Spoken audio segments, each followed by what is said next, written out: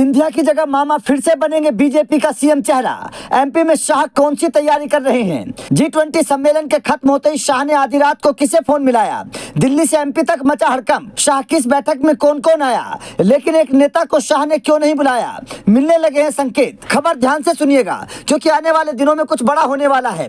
खबर है कि इधर G20 सम्मेलन खत्म हुआ, मेहमान अभी अपने घर पहुंचे नहीं थे कि अचानक शाह के दफ्तर में हलचल बढ़ गई। खबर के मुताबिक शाह ने आधी रात को एक फोन मिलाया और दूसरी तरफ फोन पर उस इंसान को पूरा प्लान समझा दिया। इस फोन के बाद शुरू हो गई शाह के अगले मिशन की तैयारी, जिसका ऐलान कुछ ही दिनों में होने वाला है। लेकिन इस बैठक के बाद सवाल खड़ा हो रहा है कि क्या सिंधिया का सपना टूट जाएगा और मामा को दोबारा से एमपी का सीएम बनाया जाएगा? अब हम ये क्यों बोल रहे हैं और शाह ने ऐसा क्या काम कर दिया, तो चलिए आपको पूरा प्लान समझाते हैं। तो जनाब, आने वाले 2 मिनट बने रहिएगा, आपको पूरी खबर पता चल जाएगी। दरअसल जैसे ही G20 सम्मेलन खत्म हुआ, शाह ने नड्डा को फोन मिलाया। तुरंत 4 नेता नड्डा के घर इकट्ठा हो गए। खबर है इन तमाम बीजेपी के नेताओं के बीच करीब 3 घंटे तक सीक्रेट बैठक हुई। इस सीक्रेट बैठक की भनक किसी को नहीं थी। इस बैठक में मध्य प्रदेश के मुख्यमंत्री शिवराज सिंह चौहान, एमपी प्रदेश इकाई के अध्यक्ष BD शर्मा, प्रदेश संगठन महासचिव हितानंद शर्मा और मध्य प्रदेश चुनाव प्रभारी और केंद्रीय मंत्री और भूपेंद्र यादव के साथ अश्विनी वैष्णव भी इस बैठक में शामिल रहे।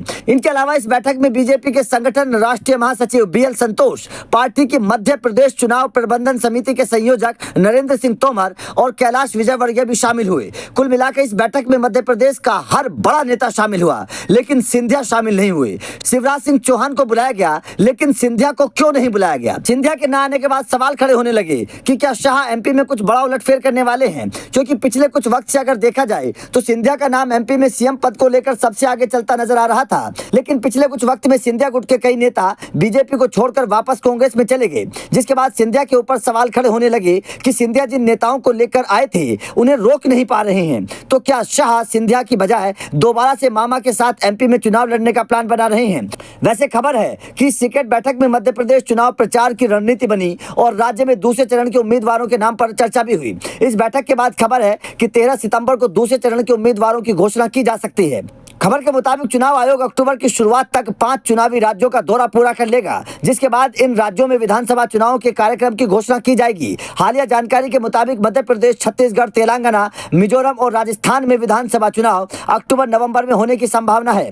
ऐसे में अब इन राज्यों के चुनाव में ज्यादा वक्त नहीं बचा। इस बात को देखते हुए शाह ने तैयारियां करनी शुरू कर दी हैं। दरअसल गृह मंत्री अमित शाह G20 की व्यस्तता की वजह से पिछले 15 दिनों से मध्य प्रदेश नहीं जा पाए थे, लेकिन चुनावों के नजदीक होने के चलते शाह कोई कोर कसर नहीं छोड़ना चाहते, इसलिए आनन फानन में मध्य प्रदेश कोर ग्रुप की स्ट्रेटेजी बैठक बुलाई गई। आपको बता दें कि एमपी में होने वाले विधानसभा चुनावों के लिए बीजेपी 39 उम्मीदवारों की अपनी पहली लिस्ट जारी कर चुकी है, लेकिन अब दूसरी लिस्ट की तैयारी चल रही है।